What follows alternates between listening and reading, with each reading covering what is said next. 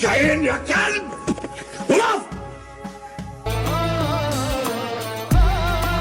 قوم خليك راجل.